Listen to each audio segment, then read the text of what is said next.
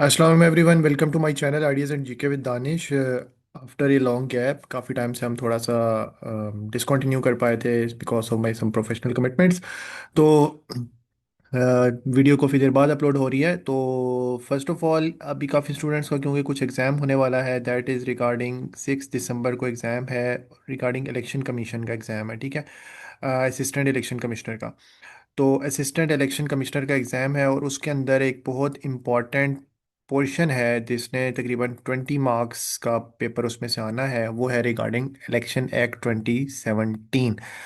तो उसके हवाले से स्टूडेंट्स का था कि सर कोई ऐसी चीज़ दे दें, कोई ऐसा चीज़ शेयर कर दें, कोई समथिंग लाइक दैट, कि जिससे हम कम टाइम में कुछ एमसीक्यूज़ जो हैं वो कवर कर लें, जितने मैक्सिमम एमसीक्यूज़ हम कवर कर सकते हैं। तो उसके हवाले से इलेक्शन एक्ट 2017, क्योंकि उसमें मार्क्स हैं तो उसके कुछ इंपॉर्टेंट एमसीक्यूज़ हैं, उससे रिलेटेड मैं सीरीज़ स्टार्ट कर रहा हूँ। और मेरी कोशिश ये होगी कि चैप्टर वाइज भी आपको सेक्शंस प्रोवाइड करूँगा और आप तकरीबन अब अगले 4-5 दिन कनेक्टेड रहिएगा। तो इसमें काफ़ी ज़्यादा कंटेंट रिगार्डिंग सिर्फ और सिर्फ इलेक्शन एक्ट और जो कॉन्स्टिट्यूशन वाला पोर्शन है उसके हवाले से आपको यूट्यूब चैनल पे मिल जाएगा। तो इलेक्शन एक्ट 2017, इसके रिलेटेड जो मोस्ट इंपॉर्टेंट एमसीक्यूज़ हैं उनको हमने आज हम कवर करने जा रहे हैं, कि जो मतलब एक्सपेक्टेड है कि जिस तरह से जो आ सकते हैं, ठीक है। अब सबसे पहली बात यह कि इलेक्शन एक्ट 2017, तो कभी भी कोई इलेक्शन का जो भी लॉ होता है उसमें सबसे पहले आपने ये देखना होता है कि वो ईयर का कौन सा एक्ट था। तो इट वाज एक्ट नंबर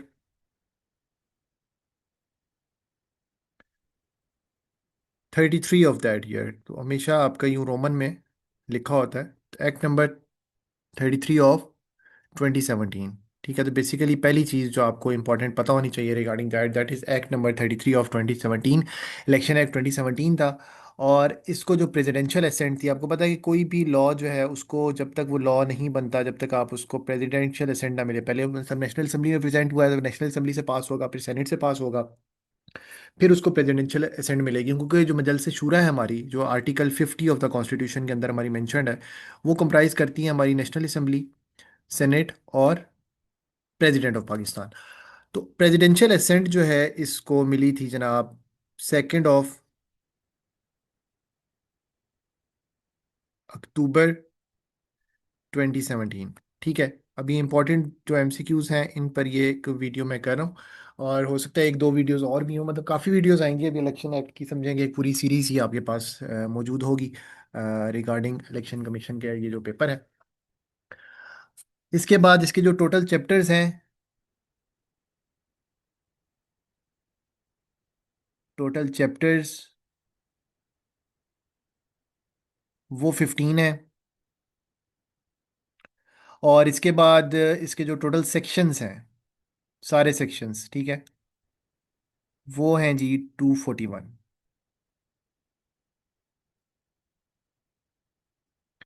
बाकी अब कुछ इंपॉर्टेंट एमसीक्यूज की तरफ जाते हैं। इसमें आलिम की डेफिनेशन दी हुई है। तो आलिम जो है, आलिम क्योंकि उलमा और टेक्नोक्रेट की सीट्स होती है ना सेनेट में, तो आलिम की सीट भी होती है। तो आलिम की जो एजुकेशन रिक्वायरमेंट है, आलिम जो है उसके हवाले से ये है कि आलिम जो है उसकी जो एजुकेशन रिक्वायरमेंट है, एजुकेशन रिक्वायरमेंट आलिम की कितनी होनी चाहिए। तो आलिम जो है वो 16 years of HEC required, HEC recognised education होनी चाहिए आलिम की, ठीक है।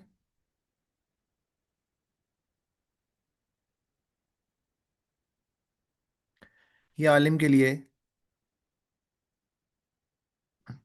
रिक्वायरमेंट है कि वो आलिम जो सेनेट में ज़री बात है पार्टिसिपेट करेगा।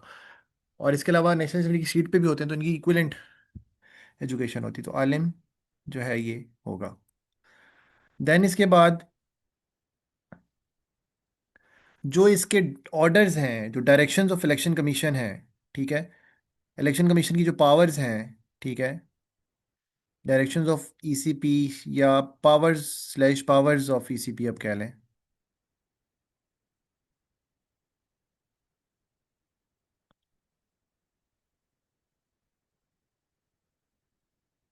वो हैं आपकी ऑर्डर्स ऑफ हाई कोर्ट की तरह।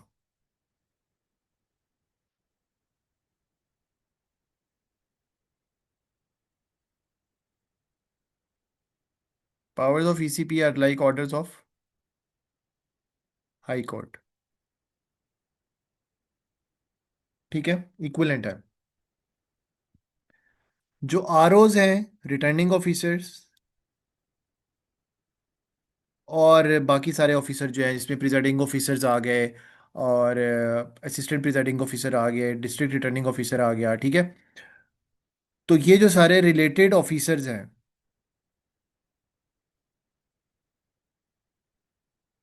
ऑफिसर्स आरओज और रिलेटेड ऑफिसर्स, इनकी अपॉइंटमेंट जो है ना, वो 60 डेज बिफोर इलेक्शन प्रोग्राम होनी चाहिए। अब ये बेसिकली सेक्शंस के अंदर ये चीज़ें मेंशन्ड है एक्ट के अंदर। तो उनमें से जो एमसीक्यूज इंपॉर्टेंट बनते हैं, I am just covering that. 60 days before the election programme, कि अगर जेनेरिक वो आपकी अंडरस्टैंडिंग की बेस पे चलता है तो वो किस तरह से आपसे चीज़ें पूछ सकता है।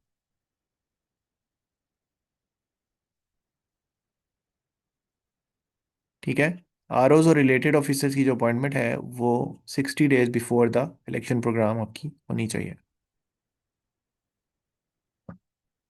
इसके बाद ideal distance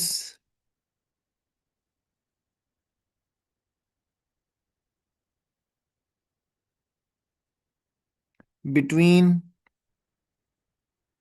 polling station and voters,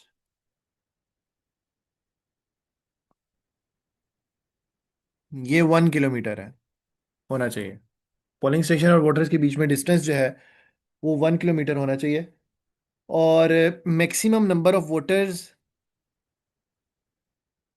maximum number, ये बेसिकली रूरल कॉन्स्टिट्यूंसी की बात हो रही है, ठीक है। सिटीज में 3 किलोमीटर तक है। मैक्सिमम नंबर ऑफ वोटर्स, ये अब ओवरऑल है बात, रूरल हो या अर्बन कॉन्स्टिट्यूंसी हो। मैक्सिमम नंबर ऑफ वोटर्स एक पोलिंग स्टेशन में, पोलिंग बूथ की बात नहीं हो रही, एक पोलिंग स्टेशन में, वन पोलिंग स्टेशन में, PS stand for polling station, कितने नंबर ऑफ वोटर्स हो सकते हैं? जी 1200 हो सकते हैं। और वन पोलिंग बूथ, एक पोलिंग बूथ में मैक्सिमम हो सकते हैं 300 वोटर्स,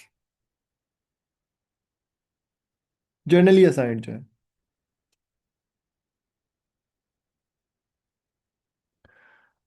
ठीक है। इसके बाद,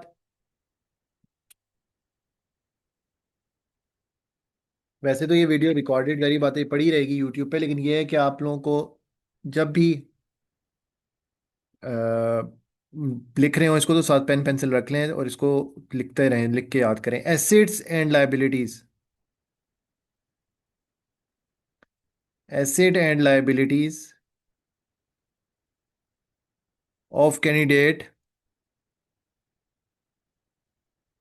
तो उसके अंदर क्या होता है, जब एसेट एंड लायबिलिटी कैंडिडेट देगा तो वो अपने स्पाउस और चिल्ड्रन और डिपेंडेंट चिल्ड्रन जो है उनके भी एसेट्स लिखेगा, इंडिपेंडेंट के नहीं आएंगे। ये जब वो नॉमिनेशन पेपर्स के साथ जमा कराता है, ये भी इंक्लूडेड है, ठीक है। मतलब सिर्फ और सिर्फ अपने ही नहीं देगा, उसके अलावा उसके अंदर ये चीजें भी प्रोवाइड करेगा।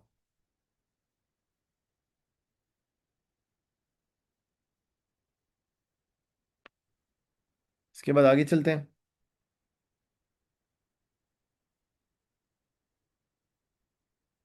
एक बंदे को ना 5 बंदे, 5 जो है लिमिट है, इससे ज्यादा, less than equal to 5, less than equal to 5 जो बंदे हैं वो नॉमिनेशन पेपर्स फाइल कर सकते हैं एक बंदे के, एक कॉन्स्टिट्यूंसी में। एक कॉन्स्टिट्यूंसी में एक बंदे के 5 बंदे जो हैं उतने 5% जो है, 5% से ज्यादा नहीं कोई भी नॉमिनेशन पेपर फाइल फाइल कर सकता। मतलब कभी कभी होता है ना कि आपने, एक बंदे ने नॉमिनेशन पेपर फाइल किया, आपका प्रपोजल स्कैंडर है, उस पर एतराज लग गया, दूसरे ने किया। तो अक्सर उम्मीदवारों ने किया होता है कि 2-3 बंदों से नॉमिनेट करवाया हो सकता है जो आपको प्रपोज करने वाला हो, जिसने प्रपोज करे हो, उसके कोई मसाइल हो या उसका कोई इशू हो, तो उस पर जो है वो रिटर्निंग ऑफिसर जो है कोई एतराज़ लगा दे। तो इसलिए ये अक्सर क्या करते हैं कि अक्सर पॉलिटिशियंस का ये तरीका होता है कि वो फिर 2-4 बंदों से साइन करवा लेते हैं, ताकि इन केस अगर एक बंदे के नॉमिनेशन पेपर में कोई हमारा मसला बन जाए तो हमारे नॉमिनेशन पेपर्स कैंसिल ना हो।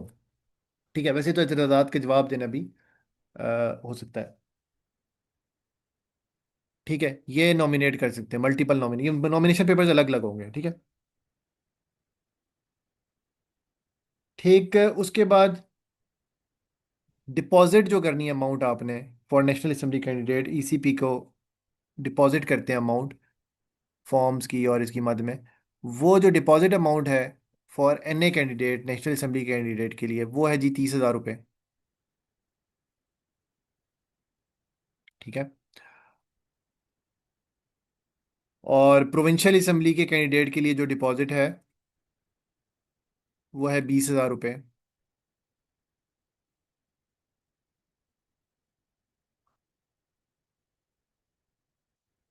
अच्छा मिनिमम, अच्छा ये बात अब बात बड़ी गौर व फिक्र के साथ याद रखिएगा कि minimum duration of polling hours, अब बाद में अगेन दोबारा मैंने जोर दे के बात की है कि मिनिमम ड्यूरेशन की मैं बात कर रहा हूँ, तो ये 8 घंटे है। अब अक्सर आप लोगों के जहन में सवाल ये होगा कि 8 बजे सुबह पोलिंग शुरू हो जाती है, 5 बजे ख़त्म होती है, तो 9 घंटे बनते हैं। इसका मतलब ये है कि 8 घंटे होनी चाहिए। अगर 8 घंटे, कुछ पोलिंग स्टेशन छोटे भी होते हैं, वहाँ पे अगर फॉर इंस्टेंस 4-5 घंटे भी पोलिंग हो तो उसमें आपके वोट शायद पूरे पूरे ही कास्ट हो जाए।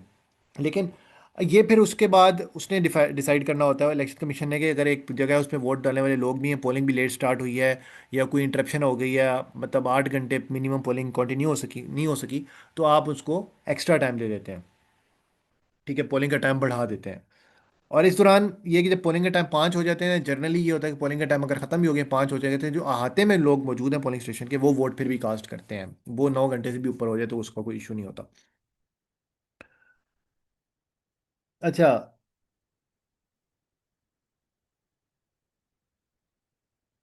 अगर इक्वालिटी ऑफ वोट्स हो जाए तो फिर क्या होगा? ठीक है, मतलब ये हाइपोथेटिकली होता है, बहुत कम ही ऐसा होता है, लेकिन बहुत सारे जी पोलिंग स्टेशन का रिजल्ट आया, रिकाउंट भी कर लिया, ये इक्वालिटी ऑफ वोट्स हो जाएंगे। तो फिर जो दोनों कैंडिडेट्स हैं ना, बोथ बिटवीन टू की बात है ये, 3 बंदों में अगर इक्वालिटी ऑफ वोट हो जाए तो फिर रीपोलिंग होगी। तो जो बोथ कैंडिडेट्स हैं वो आधा आधा टर्म टेन्योर सर्व करेंगे।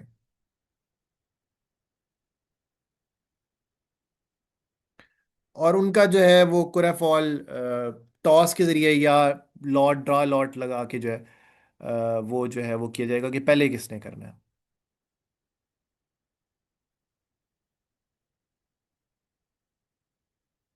ठीक है, ये और ये जिम्मेदारी जो है वो रिटर्निंग ऑफिसर की होती है कि वो ड्रॉ निकालेगा कि भाई किसके सिनेरियो है। अगर ये टू कैंडिडेट्स की बात हो रही है, अगर दो से ज़्यादा के अंदर ये इशू होता है तो फिर तो फ्रेश इलेक्शन है, फिर कोई और ऑप्शन ही नहीं है फ्रेश इलेक्शंस के अलावा।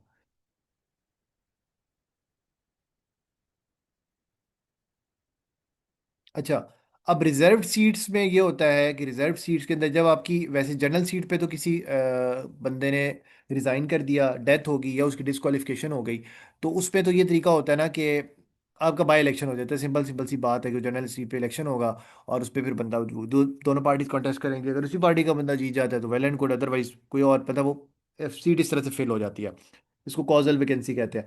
अब मसला ये कि अगर आपकी वैकेंट सीट रिजर्व सीट्स पे वैकेंट हुई है तो आपके ना जो पार्टी है वो लिस्ट प्रोवाइड करती है। ठीक है, प्रायोरिटी लिस्ट, लिस्ट जो है पार्टी प्रोवाइड करती है। तो अब उसमें जो नेक्स्ट इन द लिस्ट होगा वो बंदा ऑटोमेटिकली हो जाएगा। फॉर रिजर्व सीट्स किसके लिए होती हैं? वुमेन के लिए होती हैं। वो ऑटोमेटिकली जो है वो सिलेक्ट हो जाएगा,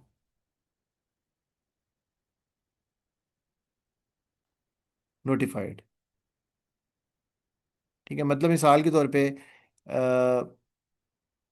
पीएमएलएन है, अब 10 माइनॉरिटी सीट्स हैं। ठीक है, नेशनल असेंबली में, और पीएमएलएन को ने 10 नाम ही देने, ऑब्वियसली 10 से ऊपर नाम तो आप दे नहीं सकते माइनॉरिटी में। अब 10 नाम आपने दे दिए हैं।